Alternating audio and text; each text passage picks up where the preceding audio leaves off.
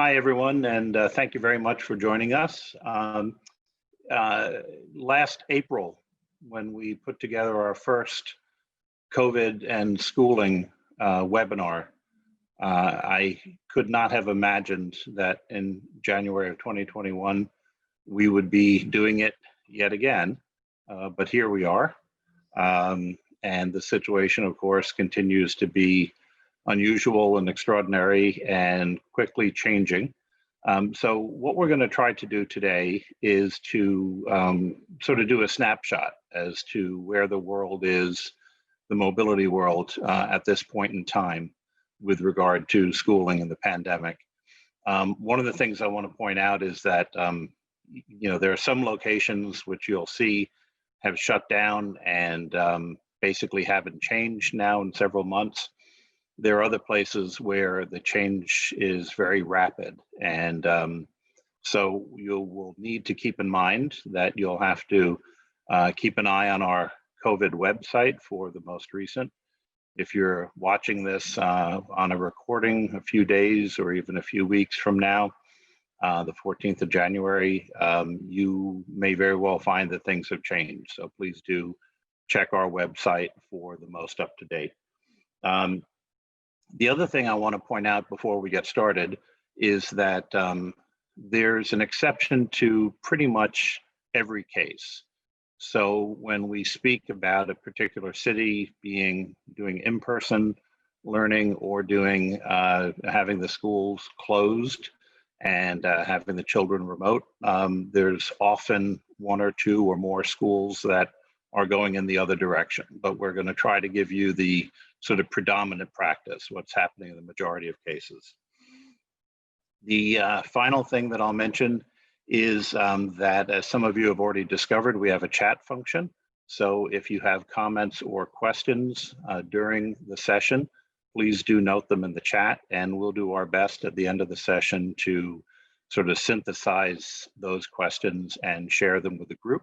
And if we don't get to them, you can reach out to us by email, and we'll be happy to address them and share them with all of the participants. So next slide, please.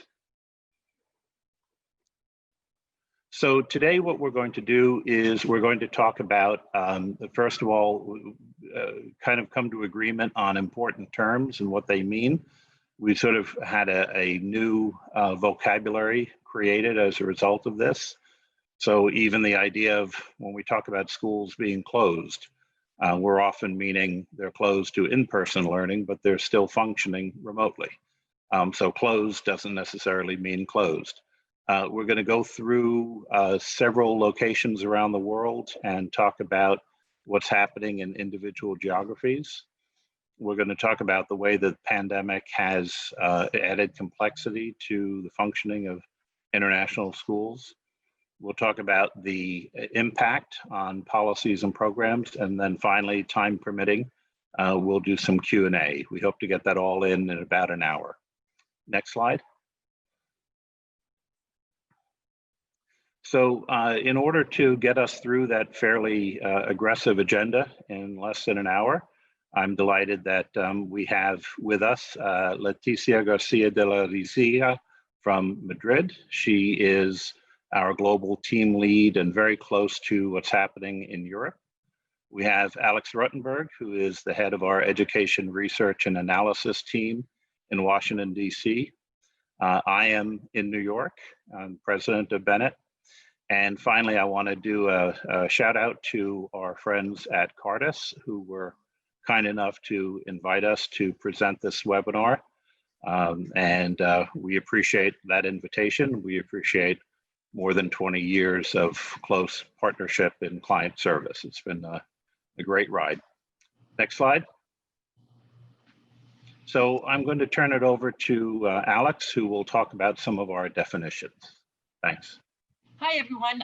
So as Tim mentioned, who would have thought almost a year later or more, depending on the location, would still be learning virtually or some sort of virtual way. And initially, when the conversations around the schooling, the pandemic were happening, it was rather schools should do a virtual platform, like a school that has always been completely online, soup to nuts. There's a principal, there's teachers, or the bricks and mortar schools, which are just what most people think of as school that offer instruction. And where families going to leave their bricks and mortar schools or leave the curriculum of their bricks and mortar schools and go to these freestanding, already existing online schools. And that didn't happen. Many of you might be familiar with the universities that have more online instruction, but actually K through 12 is kindergarten through 12th grade, year 13 is a big market now as well. But we didn't see that. So there were some successes with schools, bricks and mortar schools, putting their curriculum online and training their teachers. Obviously, once there were holidays and summer breaks or winter breaks, schools got a lot better in their professional training. So schools deliver essentially their curriculum in synchronous or asynchronous mode. And all that means is synchronous is in real time. I'm sitting here, I'm telling you about the history of the US, or asynchronous where I might record a video, I might have a PowerPoint, I might have a YouTube thing on US history. And most programs do a little bit of both in terms of giving kids a break off of Zoom or whatever Microsoft Teams or whatever tech platform they're using. So, and that's hybrid education. Well, hybrid can mean two things. Hybrid can mean a child's completely online and they're synchronous and asynchronous, but mostly hybrid means when they're in person in the building or at home. And regardless of the numbers of COVID cases, we're seeing schools move to hybrid in person and at home, even with cases going up. So there's been a lot of changes, as Tim mentioned, over time of what's going on and how schools are delivering.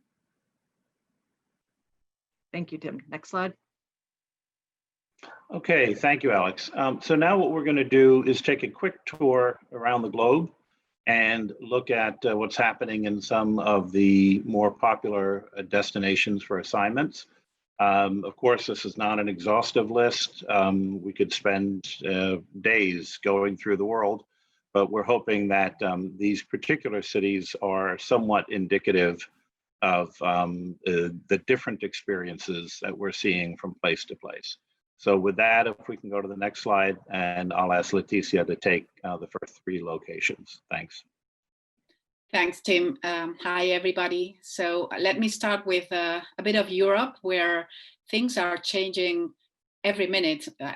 When we look around, and then everything has changed. So for Dublin, since January the 11th, the country is now in level 5, which is the highest risk level. And this means full lockdown. And this will go on at least until the end of the month. Some of the measures that include this level 5 lockdown are that schools and childcare are now closed and doing online teaching. Universities are also doing online education. The general message is for everyone to stay home, and therefore construction is closed down. All non-essential shops are closed. Restaurants are only doing food delivery. Residents are only allowed to travel up to 5 kilometers from their homes to exercise. And all travelers flying into Ireland will be required now to produce a negative COVID-19 test upon arrival. In the last weeks of 2020, Ireland had one of the lowest coronavirus cases per capita in the European Union. And then today, it has one of the highest in the entire world, especially compared to their hospital availability. So the situation right now is not very good. Next slide, please. If we look at the UK and London, a new lockdown was set in the whole country on the 6th of January. And for the first time since the start of the school year, schools and preschools are now closed for in-person until midterm holidays in February. So it's going to be a long time. There are some exemptions for children of critical workers or vulnerable children, but for the rest, everything is closed. Most universities are also doing fully online teaching, at least until February 22nd, with some course exceptions for medicine and other courses. But many of these universities have also advised their international students not to return to London, at least until January 25th, following the government guidelines. So the situation right now in London is that it is illegal to leave home without a reason. So citizens are only allowed to go out for work, for essential shopping, to exercise, or for medical appointments. And the exercise is allowed outdoors just once a day in the closest area to home, with members of the household or the bubble, the support bubble, or with just one other person. No mixing of households, indoors or outdoors, is allowed. Pubs and restaurants are closed. They're only serving for takeaway. Non-essential shops, leisure and entertainment venues are closed too. And for travelers, a negative test is now required for the first time, and it has to be taken 72 hours upon arrival to the UK, and then a 10-day self-isolation should be observed once in London, if not coming from one of the exempt locations. There's sort of a travel corridor, but most of the countries are outside that corridor. And there are some exemptions for certain jobs that avoid this self-isolation. But despite all this situation, which looks pretty dark, there is a general optimism in the country that the vigorous vaccination that is in place will ameliorate the situation, and that by mid-February, once the lockdown lightens, everything will be much better. So we hope for that. And next slide, please. And if we look at Paris, although the numbers keep increasing in the Paris region, schools and creche are open with in-person teaching with a stricter hygiene protocol in place, but they're still open, which is, that is really optimistic. Wearing a mask is compulsory from ages 6 and above, as it has been since the beginning of the school year back in September. Universities are doing online teaching. They've been doing for a while, but they've been asked to enlarge their offer of in-person, at least a bit more, or for small groups of students who really need the interaction, for those who are not in the family environment, or for practical lessons. All shops are open, but all restaurants, bars, cafes are closed. And that will remain this way until February 20th, and they're just offering takeaway services. Cultural places, theaters, operas, museums, sport clubs, gyms, they're all closed, and distance working is encouraged whenever possible. These days, the movement between regions is allowed, but there's a national curfew that goes from 8 p.m. until 6 in the morning, and it will be in place at least until next week, January 20th. And since last Tuesday, 25 regions or departments in France, which Paris is not within them, have an extended curfew from 6 p.m. And there's been a lot of discussion going on about setting that extended curfew also in Paris, or doing a lockdown on weekends. So perhaps in the next days, there will be some change to this. For travelers arriving in France, there are restrictions, especially for those entering from the UK. And this is really making it very difficult for some of the families we work with who want to visit schools from London, because they cannot go into Paris, although the Parisian schools are currently open. So it's a bit challenging, but we'll talk about how admissions is done later on. Thank you. Thank you very much. Okay, so in Mexico City, unfortunately, of all the locations we're addressing today, and arguably of all the major cities in the world, there are few that are in as bad a shape as Mexico City. The primary reason is that the testing regime is very disorganized. It's not really clear just what the rate is or how many people are ill. The estimated death toll is ranging anywhere from 130,000 to more than 180,000. And so far, we're only seeing about 100,000 vaccines arriving in Mexico itself. So needless to say, with a population of several tens of millions, that's inadequate to get them on the right path. And outside of Mexico City, many of the rural locations have very limited remote learning capacity. So a lot of it is instruction over television or radio. So the school situation there is pretty bad. And also most of the private, excuse me, or international schools are following that same lead. And most of them are in remote learning mode. Next slide. So we're going to talk about New York, but let me first more broadly talk about the US overall. As many of you know who have tried to send employees into the United States, the schooling situation is incredibly complicated because it's so incredibly local. So many decisions are made on a county or town or district basis. And so we're seeing an incredible patchwork quilt of experiences and approaches across the country. That being said, most of the school districts in the country are moving aggressively toward some type of in-person instruction. And I'll give New York as an example of that. So, for example, in New York, we have at the moment kindergarten and primary school students and special education needs students learning in person. And high schools are, again, for the moment, remote. But there is an expectation that that may change soon. They have a very aggressive testing process in the public school system. And that involves an investigation whenever at least 2 cases are confirmed in different classrooms in a building. And so at the moment, there are about 200 schools that are under coronavirus closure of the public schools. That sounds like a lot, but it's just over 10% of the total number of schools in the New York City public school system. So it's actually, relatively speaking, a small amount. Many of your employees are going to or having their children in private independent schools in the New York area. And here again, the practices vary widely from school to school. However, most private schools have started their second semester 2 weeks ago on the 4th of January.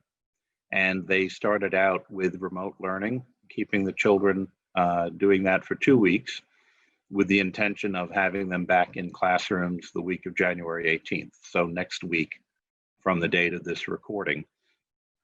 That's combined with, again, a fairly aggressive testing regime for all students. It's important to remember that the private schools have much more significant resources for every aspect of dealing with the pandemic, from the various cleaning regimes to the testing regimes to the PPE availability. Next slide. So Alex, if you could take this one on, thanks. There we go. I'm on now. So Brazil has been overall interesting case. It's well, they had sort of had some success initially with tamping down the virus, and now not so great, and not doing it so well. And the new variant is in Brazil, is coming into many locations. Because of the different hemispheres, a school academic year has ended for most of the local schools, which is a good thing because it's a break. And hopefully things can get a little bit under control. I saw yesterday that they did buy a lot of the Chinese vaccine, but that is being shown not to be quite as effective. So I think, I don't know how that's going to change with them going forward in the next month. So there's no news as to whether the local schools will be virtual or not virtual in February. The international schools, there are some that are on the North American calendar. However, many of them, even if they are on the traditional Northern Hemisphere calendar, are also on break. So that too, they will remain to be seen. They will decide later in the month if they're virtual or non-virtual. And they also have to follow, I think something's up on my screen, a notepad. I don't know if you all can see that. You can see that. So in some countries, the government can tell that the whole federal government, like in the US, the whole government can't tell individual locations what to do. In Brazil, they can. So even though an international school might want to go hybrid, they have to have government approval. So there's different checks and balances within a country and the different types of schools that are there. Next slide, please.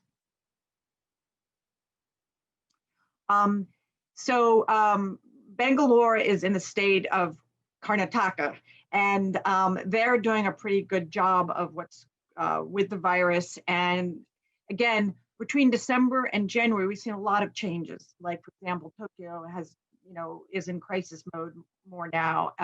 So things are really changed during the Christmas or New Year holidays. Bangladesh as a whole in the States have tried to move a hybrid for older children who are preparing for exams, the national examinations, and we'll touch a little bit more on that later in the presentation. And the younger children are phasing in. We've seen both approaches, older children coming first, and then other locations, younger children coming first. The international schools are making their decisions, whether they're going in or out. We have seen some doing hybrid, others not. So that's a case-by-case basis where we have to contact schools. Next slide, please. Okay, thank you, Alex. So Hong Kong is, as a destination, reeling at this point, because many of you will remember that there was a significant amount of political turmoil back just before and leading into the pandemic. So many schools were already shutting down at various points because of that.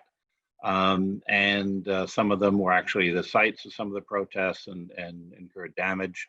Then you have on top of that, Hong Kong was one of the early spots for pretty aggressive outbreaks of the disease. And so you had extensive closures. So one of the things to keep in mind is that there has been some speculation that some of the private and or international schools financially may not be around for too much longer. So we have to be very careful when it comes to where we're placing children in that location. As for what's happening right now with both the state and international schools, we do have in-person learning that's suspended at the beginning of December, and it's going to be right through the end of the Lunar New Year holiday, which is in mid-February. They're making exceptions just for small groups of students for tutorials or for some half-day classes and exams, but for the most part, they're on remote learning. The other thing to keep in mind, Alex was just talking about the different practices regarding academic calendar. And unlike a lot of other locations in Asia, Hong Kong follows what we might call a North American or Northern Hemisphere practice of having an academic year beginning in August or September, unlike other places that'll be starting out in January or February. Next slide. So Singapore, for example, is one of those that does not follow the Northern Hemisphere calendar for its state schools. So they're beginning the primary and secondary students on campus with the first term having begun on Monday, January 4th. And their expectation is that they're going to continue in-person learning. Singapore has had a relatively good experience, especially with regard to its schools. They instituted a very aggressive testing regime at the beginning. They've also had some really innovative and some complain invasive contact tracing apps and tools in order to figure out when there is a positive test, who was in proximity to that person. A lot of it's being done through various apps in phones and in some cases small devices that children actually wear around their necks that monitor their locations. So again, there's been some political complaining about that, but it has allowed them to really get on top of each outbreak as they occur. And then finally, I point out, and this is a very important point, is that the international schools, for the most part in Singapore, follow the Northern Hemisphere calendar. So unlike other places where the schools tend to follow whatever the state school system is doing, here we have a state school system on one calendar and the international schools on the other one. So in terms of the school terms and when children are being relocated, keep that in mind. You might be putting them into the middle of the academic year, not the beginning. Okay, next slide. Hi, everyone.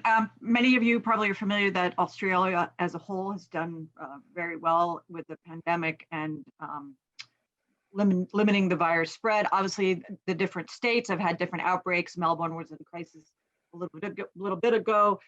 Sydney is in New South Wales. They have a few cases coming up, really what we think of as just a handful. And so there's minor restrictions, but again, this doesn't impact the schools being open. Again, we have the Southern Hemisphere calendar. They're on break right now, and they'll be in-person learning. And it's interesting. So the kids are allowed to group together, I guess, because it's not as much a transmission and not as impactful of young or children, but the teachers have to be apart. Very few use the Northern Hemisphere. Should have said instead of North American, but the Northern Hemisphere calendar. I think the French and German school, international schools, many of our international families go into the local system because the local system might have the International Baccalaureate or they might have the British curriculum. So it's not a typical market in that way. And most people go a local private school. Next slide, please.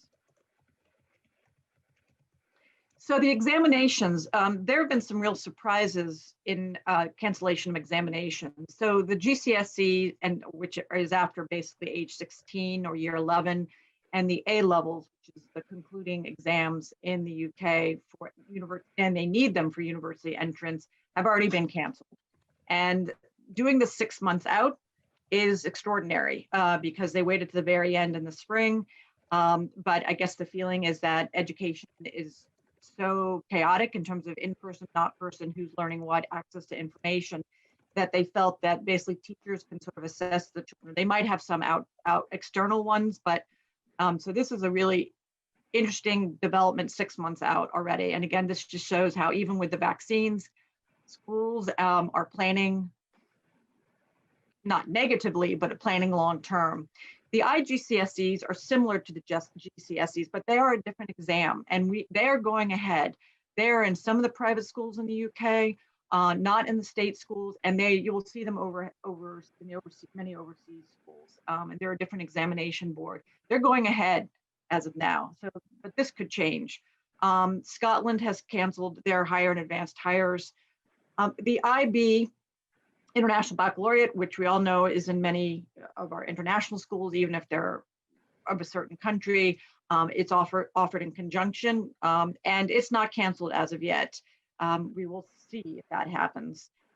The SATs and the ACTs are US exams for college admission, but they're not required. They're not as robust as sort of the A levels or the IB.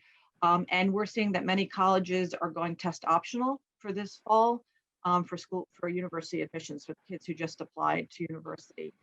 Going forward, I think this is going to have a huge impact on the market and whether these tests, the power of these tests are going to diminish in the US and in other locations. Next slide, please. So if we consider what has changed in our world and what we do, this situation has brought new complexities, but also I think new ways of working with the schools or new ways for the families to find a school abroad. So regarding the flexibility in admissions, since the beginning of the pandemic, we've seen a huge change on how schools are handling admissions. All schools are being very, very flexible and innovative with the way they interview and test their prospective students. Whereas before, newcomers had to take the test either in person in the new school or in the current school.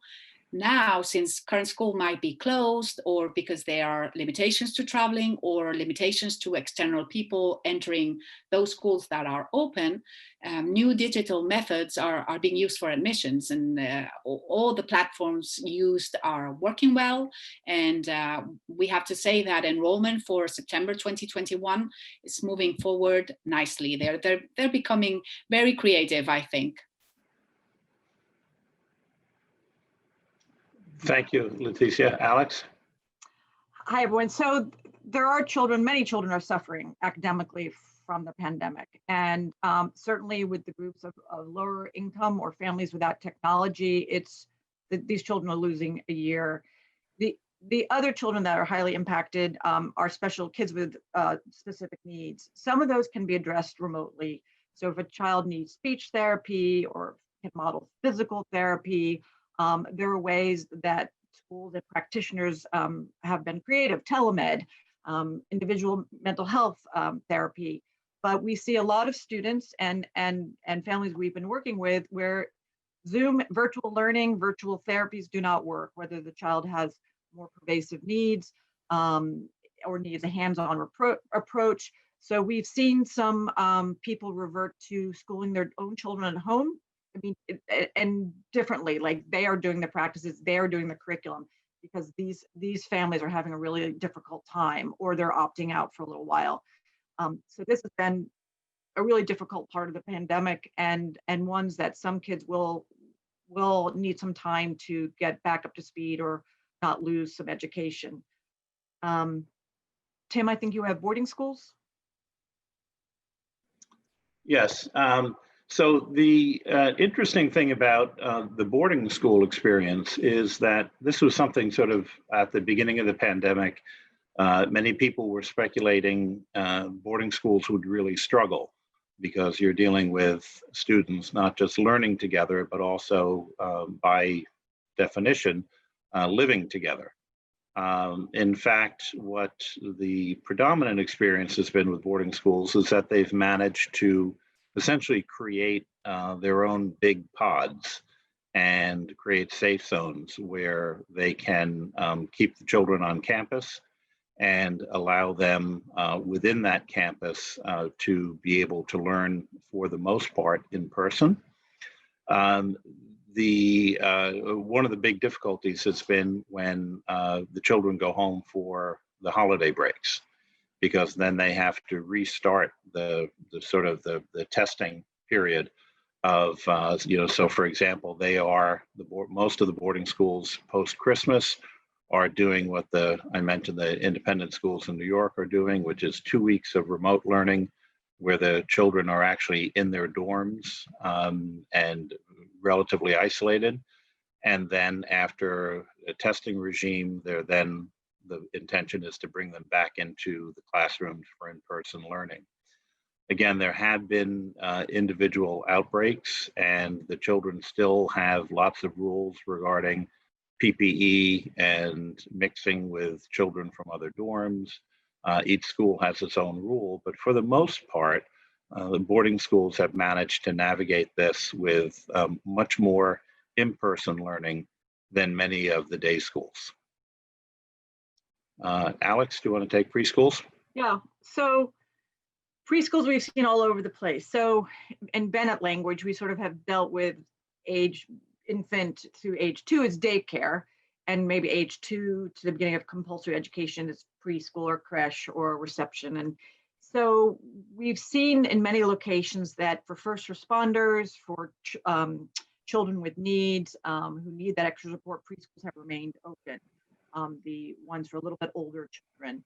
And in other locations, as we talked in Bangladesh, they've not been a priority. They've emphasized more the older children who need to do their exams and graduate.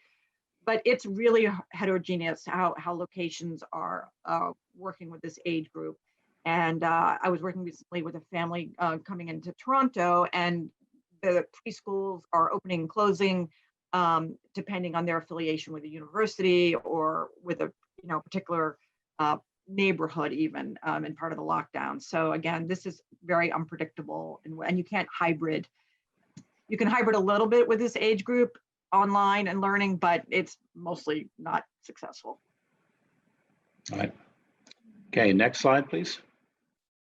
So finally, before we turn to Q&A, I want to talk a little bit about what all of this might mean for individual programs and policies for corporate mobility.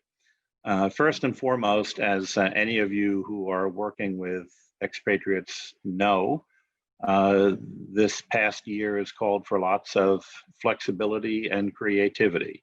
We're all solving problems that we didn't anticipate, and trying to sort of work on the fly to get creative answers, and sometimes having to go outside of existing policy in order to get to the right answer. So I think that that is going to continue through this next year as we look at a gradual rollout of the vaccine, but painfully slow around the world. So it's not going anywhere anytime soon. Another important point to note is the fact that when children are enrolled in international or independent school around the world, any fee-paying school, there's a contract involved. And lately, there have been a lot of questions about what happens when you make a commitment to a school, maybe make a deposit, and then for reasons outside of the family's control, or maybe for reasons within their control, such as they're just not comfortable making the move, you end up not sending the children to that school. Or maybe the school ends up going to distance learning when you thought they were going to be in person. So it's so important. It's always important to review contracts for private and independent schools, but especially now, as we have so many other circumstances that may impact the child's ability to learn. Another question that's come up is whether or not companies want to broaden the eligibility for benefits beyond the defined population of people who are currently relocating or recently relocated.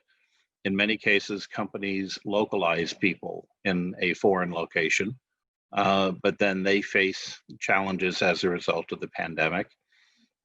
And maybe they are in need of assistance in a way that regular local employees aren't.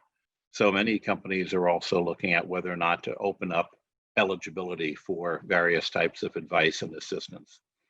And then finally, there have been a great many unanticipated costs. So for example, we've seen situations where people have enrolled in one school in the host location and then ended up not going and enrolling in the home location, so having double costs. Sometimes people come to us at Bennett and ask for assistance for placement in the fall, and then that assignment doesn't happen and they need help with that starting in January, or maybe starting the following September.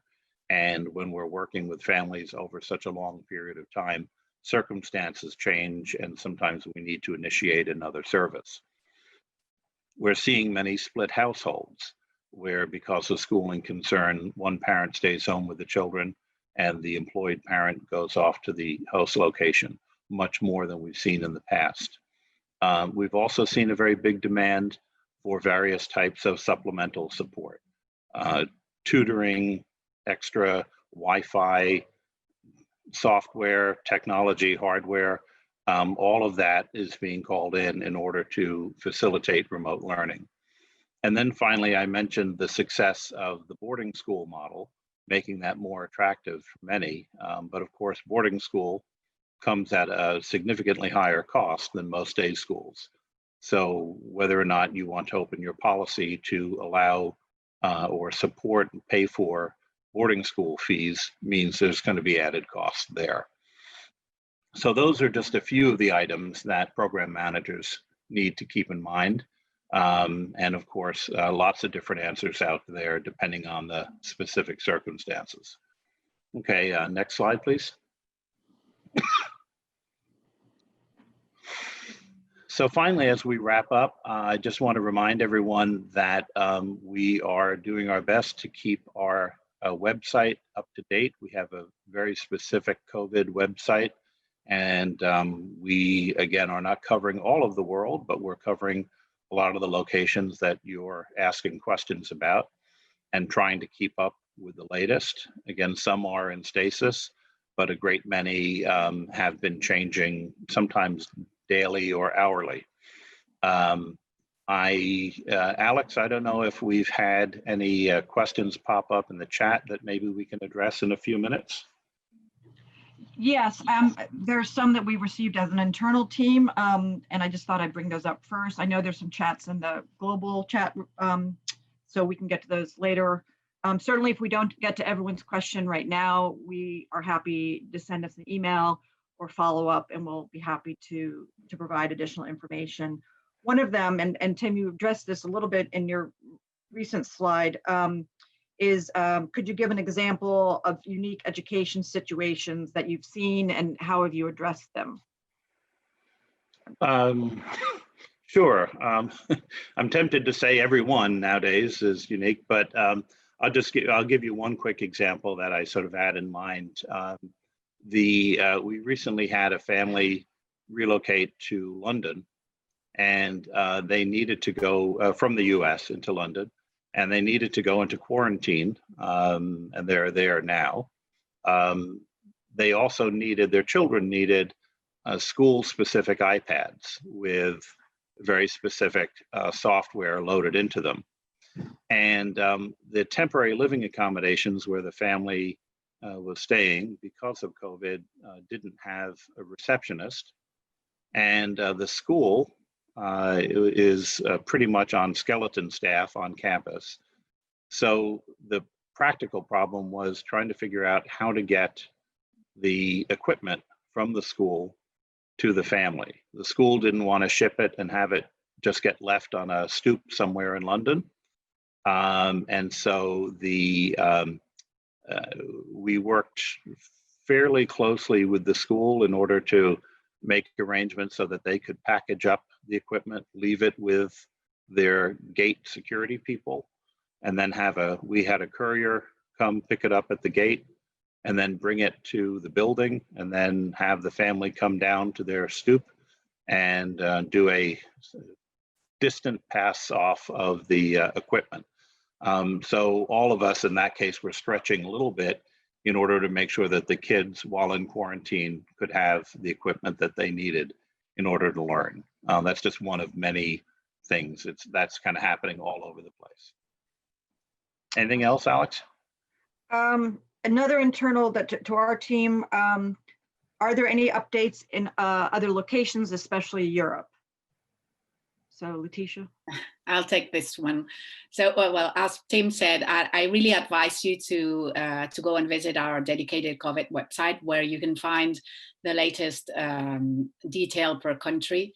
But as a teaser, I can share that as of today, right now, Germany is currently under a lockdown too, and schools are closed in most of the regions. Education in Germany is also divided by Länder, by regions.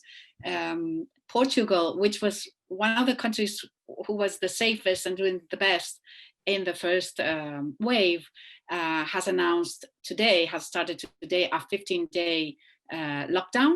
So everything is locked, but they're keeping schools open. So this is different from back in March, April.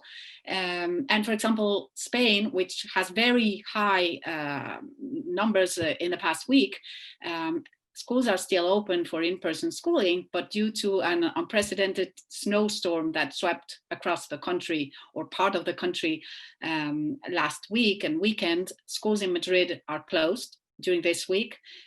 Hopefully some will be able to reopen next week as the city establish the communication, the streets are cleaned, and schools can clean up the damages and the snow. So as you see, as I said at the beginning, the situation in Europe changes by the minute because of COVID or because of snowstorms. So you really, again, I really advise you to go on the website and take a look, because we update it every day.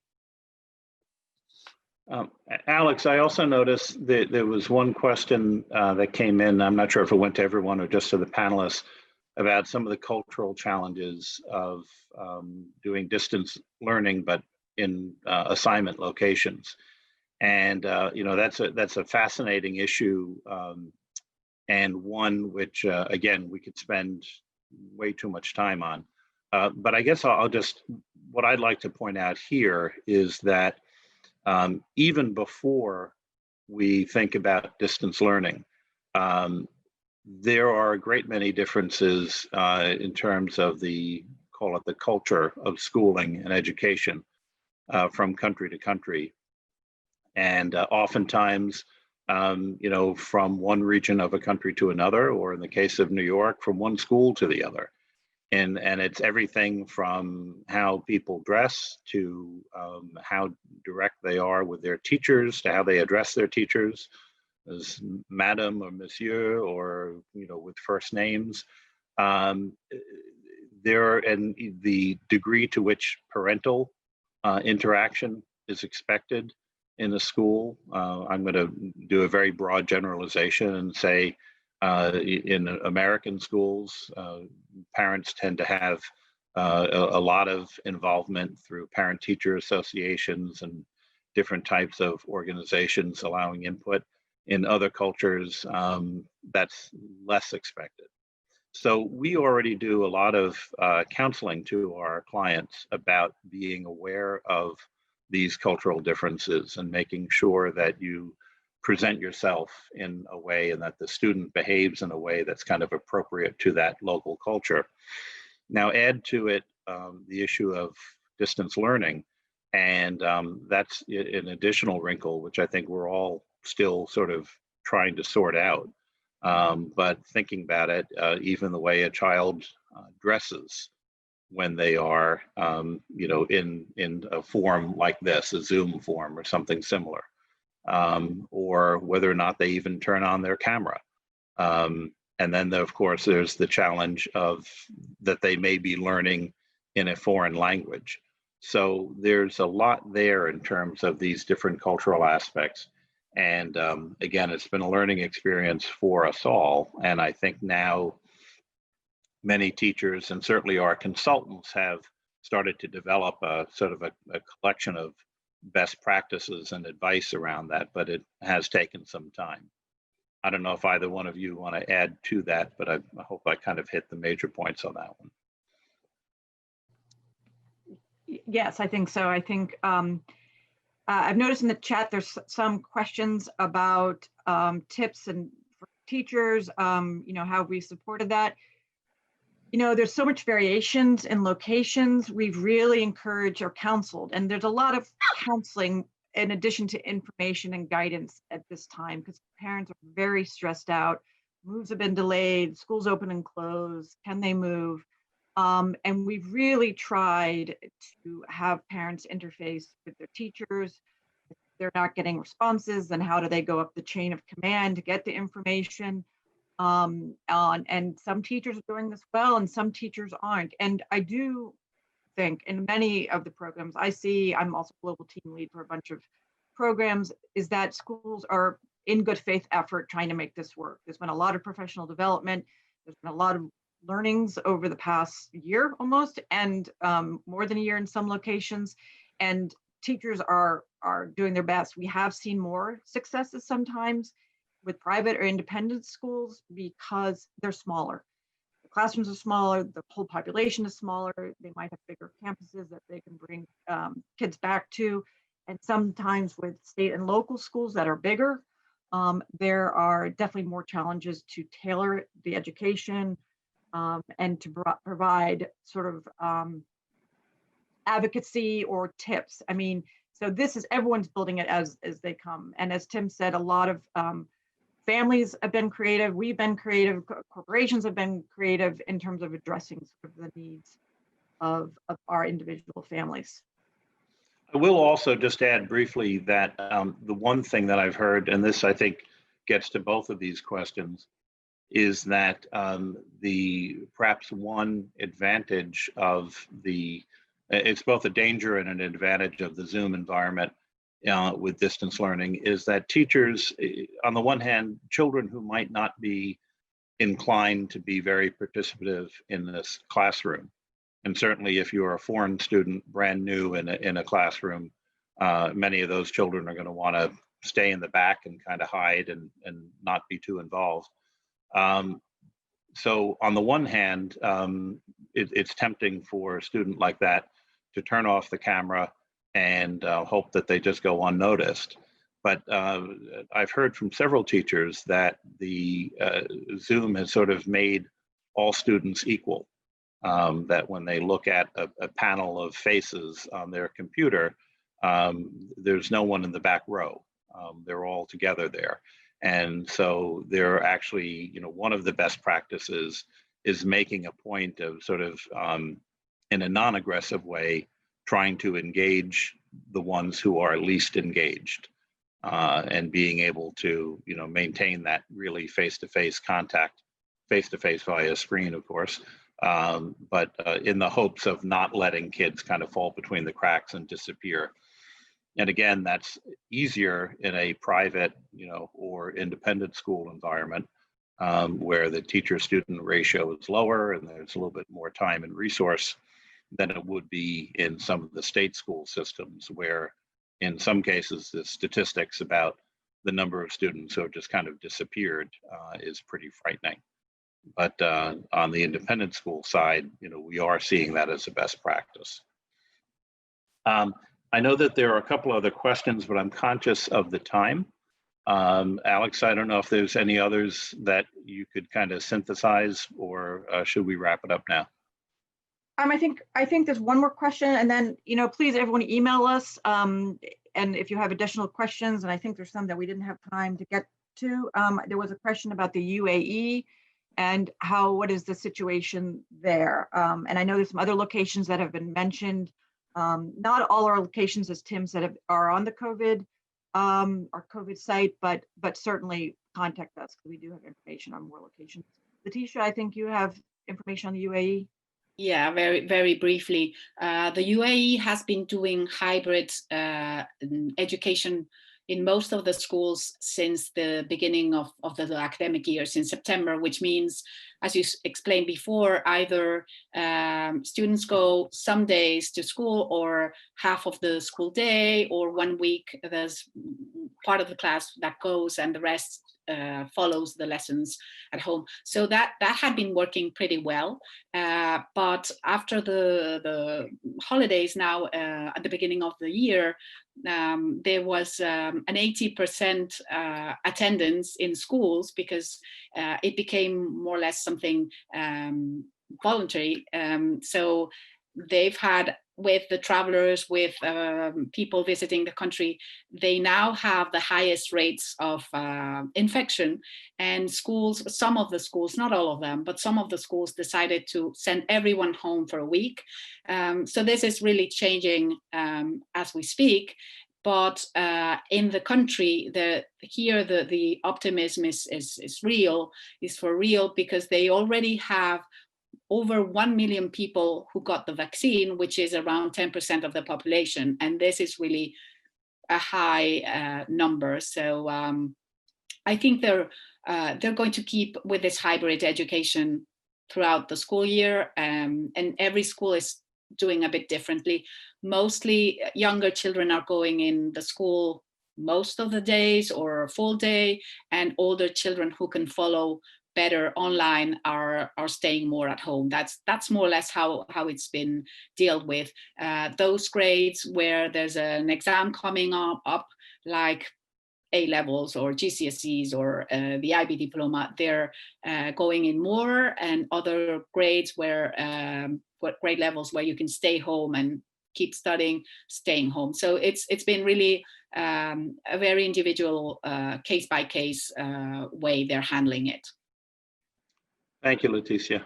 I'll close with one other quick anecdote about culture and distance learning, which I think is interesting. Some families are getting quite surprised when, especially teenagers live online and through social media. And increasingly, schools are monitoring the social media very closely. So we have situations where a child will show up at school and they'll be greeted at the front door, and an administrator will say, we saw over the weekend that you were at a party with lots of kids and you weren't social distancing because of those lovely pictures you posted, and you didn't wear masks. So you're staying home for the next 2 weeks, and you're going to isolate, and then we'll test you in 2 weeks' time. Similarly, when people are posting, people thought that as a result of distance learning, that families could pretty much be anywhere around the globe and be able to participate in school. But many schools don't want families traveling internationally and then coming right into the classroom the following Monday.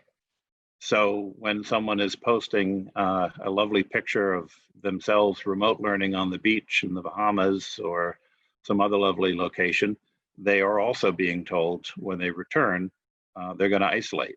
So the social media presence, Instagram and all the other things that our teenagers are up to is proving to be an enormous intelligence network for many schools. So that being said, we are just at 11 o'clock. I'm sorry, 12 o'clock. So we're going to wrap it up. I want to very much thank my fellow panelists, Alex and Leticia, our colleague Johan Harvey, who's behind the scenes. And then finally, a very big thank you again to our friends at Cardis for asking us to participate. We really appreciate it. And come to our website and reach out to us anytime, and we'll do our best to keep you up to date. Have a wonderful, healthy day, everyone. Thank you. Bye-bye. Thank you. Thank you, everyone.